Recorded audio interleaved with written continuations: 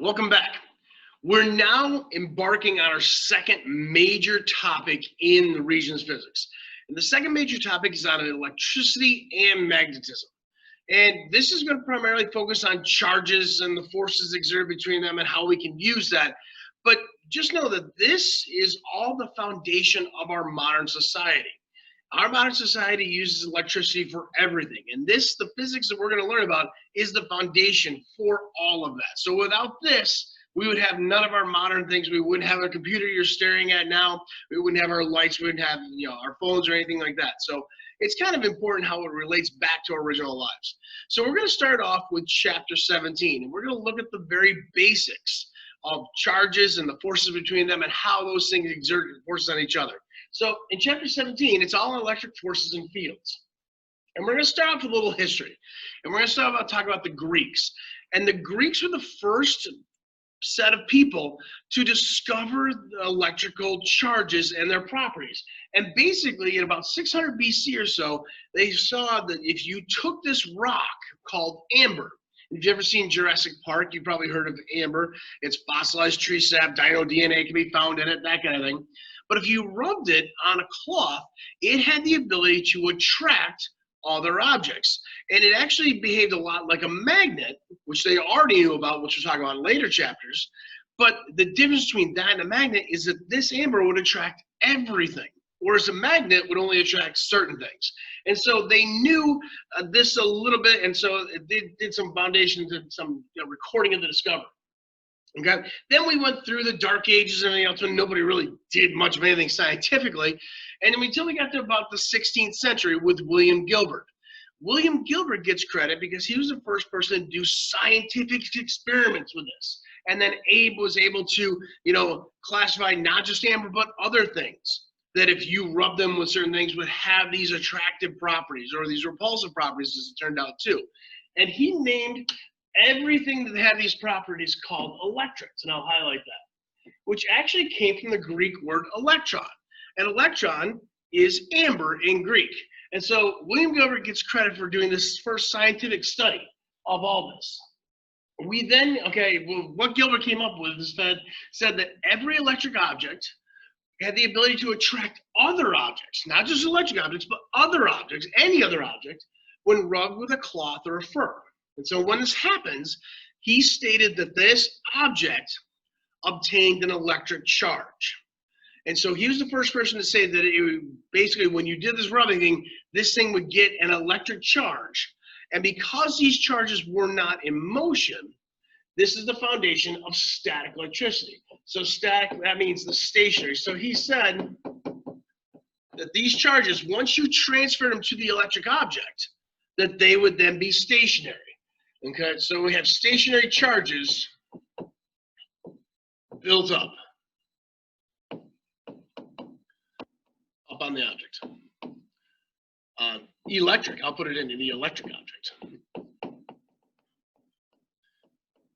And he scientifically recorded his results. Well, the next person that came along to do some investigation, this is Ben Franklin. And you may have heard of the story of Ben Franklin flying the kite in the lightning storm and being able to get an electric shock off the key that he put on there. Okay, and that turns out to be it was a true statement. He actually did attempt this. He was not the first person to attempt this. He was one of the first people to attempt it and live, which is why he's, gets credit for this. Okay, but he was able to now examine these a little bit more carefully. And he decided or discovered that there are actually two types of charges. And so what he said, and he experimented with rubber and glass, and he stated that the charge acquired by a glass rod when rubbed with silk was called a positive. And the charge acquired by a rubber rod when rubbed with fur is called the negative. And he noticed that they had opposite charges. Now, a little side note on this is the fact that they, at this point in time, had no concept of protons, electrons, neutrons, anything like that. You know more chemistry than Ben Franklin did. What he thought, what he imagined this thing was, is that there was this fluid around everything called the ether. And that when you rubbed a glass rod with silk, that the silk would give up some of its ether and transfer that into the glass rod. And so the glass rod was had a positive because it was gaining, so positive because it gained ether.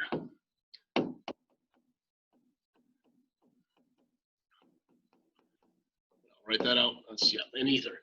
And the rubber rod was negative because it lost this ether. And again, it was this invisible fluid that was around us. And what he's looked at was the glass rod was like a vessel which held it. And the rubber rod vessel, everything held a certain amount of ether. And then when you rubbed it, you were able to transfer that fluid back and forth. Turns out he screwed up and he made a mistake here. And we'll talk about it later on. But he actually kind of messed this up for everybody. Okay? Now, what Ben Franklin looked at was that there were actually three possibilities as to why these things would gain or lose that ether. Okay? And so he knew, we're going to look at it in terms of our modern thing and just explain it. But if you were to take this, and I'll draw this out really quickly, but if this is your rod, I'll put it as rod, and this is your fur, okay? The first possibility is that the rod would gain, or sorry, let's do glass rod. Oh, and you know what? Let's do glass rod and silk. Let me erase this. I'll make this silk. There you go. And so what he initially, there's three possibilities. The first is that the silk would give up its positive charges. The rod, and I'll put these in purple, would give up its negative charges. And so the rod would gain the ether, okay? The silk would lose that ether, and that's why they'd have those charges, okay? That's one possibility. The second possibility, put a rod, I should put a number 1 here. Number 1, number 2, here's our silk, was that only the positive charges would be moving. And this is what Ben Franklin thought. This was his thought, that the silk was giving up its ether to the rod. And so the rod would have an abundance of the positives. The silk would lose the positives, lose its ether. And so the rod would have a positive charge and the silk would have a negative charge. Or the third possibility, number 3, number 3, rod, there we go, and silk, was it just the rod would give up its negatives. And so the rod would still have too many positives, the positive charge still could have too many negatives to become negatively charged, that kind of thing. So just as a side note, this is what Franklin thought. And claimed. And turns out of all the ways, this is the one that's wrong. So turns out that we now know that positives do not move. We know that in reality, this is truth for solids. In solids, only the negatives will move. Okay, and that's because of valence electrons, and we'll talk about that a little bit more. In liquids, and I'll circle this in the red, okay, this is for fluids. So it doesn't really pertain to this particular thing, but if you're talking about fluids exchanging charges, both positives and the negatives move. But Ben Franklin chose this one. I'll put it in a nice little red here. This is what he thought, okay?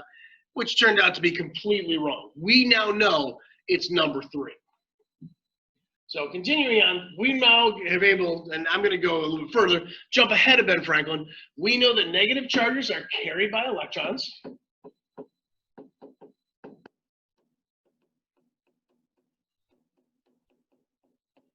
We know that positive charges are carried by protons.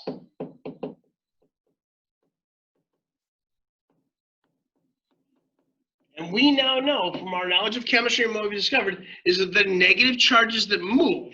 And so we talk about the theory that relates matter and electricity as being the electron theory because we know that it's the electrons that actually move. Now, there is a link on your slide that you can click on this because I'm dating myself here. I am old, very old. But I've always talked about this as the fact that like charges repel and opposite charges attract. as being the Paul Abdul rule. And there's a video you can watch it. If you remember Paul Abdul, she used to be a judge on American Idol. She used to have her own TV reality show. Actually, before that, she used to be a singer, a performer, and before that, a Laker girl. She was actually a Laker cheerleader. But I go back to her song, Opposites Attract, to try to remember. And that's why I call it the Paul Abdul rule. And if you click on the link, you can watch the video. It's fairly entertaining for a late 80s video. So again, like I said, I'm dating myself here. Okay, but what we need to remember is the key thing here is that opposites attract. And that's the whole point. Attract, there we go. Okay, and you need to know that likes repel. And I've got it written here. So electrons attract protons, but protons hate other protons, and electrons hate other electrons. Okay. And so I've got this picture here. You don't have this picture, but you can draw that in. So again, you can see the two positives repelling each other, and the positive and negative attracting each other. Okay. Now, when Ben Franklin was charging those objects, when William Gilbert was charging, when those Greeks were charging objects, okay, they were able to transfer those charges. Ben Franklin thought it was ether that was being transferred. We now know it's charges. Well, how is an object charged? In order to answer this, we need to understand a tiny bit of chemistry. And basically, we need to remember, and you should know this by now from your 8th grade physical science or chemistry, is that atoms are made up of positively charged protons along with negatively charged electrons, along with neutrons, okay? But the electrons are on the outside of the atom, and the protons are embedded in the nucleus. So if you were to look at an atom, you'd have a proton and another proton and maybe a couple neutrons in there, which we'll put in green. Neutron, neutron. We'll just go with helium for right now. And then you'd have the electrons, which I'll put in purple, on the outside. And so when that object is rubbed, again, this is just a helium, you can't rub helium, but you get the idea. But when the object is rubbed, what happens is some of these electrons, these valence electrons, are ripped off. And so it's the transfer of those electrons off of your atom, that allow you to transfer that charge from spot to spot. And so it's actually the electrons that move. Now, the last thing for today is that I want to tell you there is another conservation law, and that's the law of conservation of charge, or I'll put it as LOCO-C, law of conservation of charge, which states that the total amount of charge in any process must remain constant. Okay? And so when you rip charges off of something and you put it onto something else, the total charge of the system is going to stay the same. You are just transferring them from spot to spot. Charge cannot be created nor destroyed, only move from spot to spot. So we'll do some investigating. We'll do some further explanation. I'll show you some demonstrations on this tomorrow. Okay? But this is just the foundation of these charges. So that's it for today. Everybody have a great day. We'll see you later. Bye.